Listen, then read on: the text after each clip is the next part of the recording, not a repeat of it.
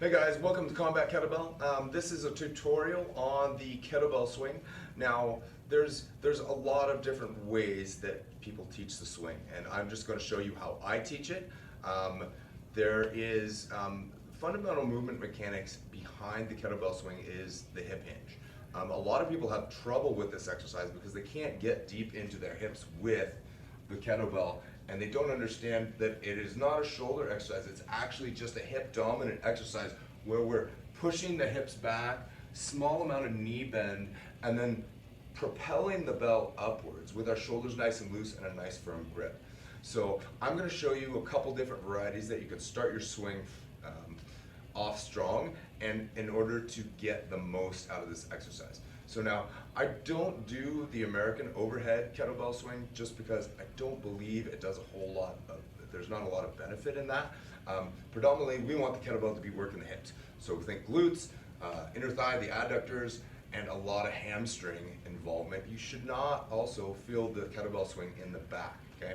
If you're feeling the kettlebell swing in the back, it either means you're hyperextending at the back and you're throwing your hips too far forward, or you're not bracing your abs and you're not squeezing your bum, okay? So these are two of my big cues. Squeeze your bum right now, squeeze your abs, tighten them up, okay? You see that nice firm platform that you just created, okay? That's what you want to be in when you're at the top of the swing.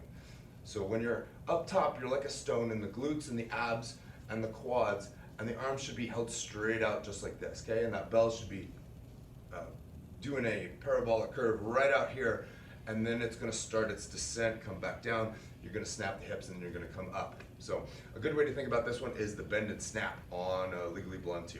If you haven't watched it, go ahead and give it a watch. It's actually pretty funny. So anyway, to get into how we start the bell, an explosive start, we start from the ground in like a football hiking maneuver. We hike the bell to our bum and we physically snap the bell forward with our hips. Now every time I'm squeezing my abs, bracing my core, and I get a little puff of air out, and the bell will hit a point where it just becomes weightless. So right around here. So I can let go of the bell, and it'll just kind of float there, and then it'll come back down. So I just want to absorb that cushioning with my hips, and then drive my hips hard, squeeze the bum, brace the abs, in order to make the bell go, okay? The lower is simply slow the bell swing down, bend the knees a little bit, set it on the ground. Boom. Okay? So I call that one the hike start. The other way to start your bell is to simply deadlift the bell up to the top and just start gently rocking from the hips. Okay?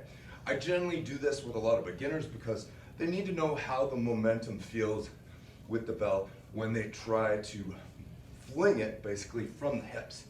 So my shoulders should be relatively loose, my grip is tight, and I'm propelling the bell forward with my hips.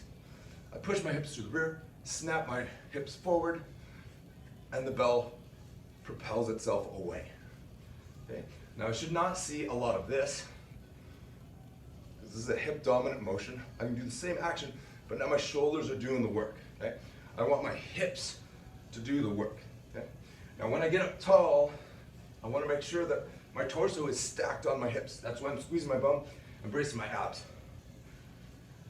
Now from this, I can also go into the single variety of swings where I'm using one hand, same action with the hips. It's just a little bit different action on the body because one side's absorbing more load and the other side has to compensate.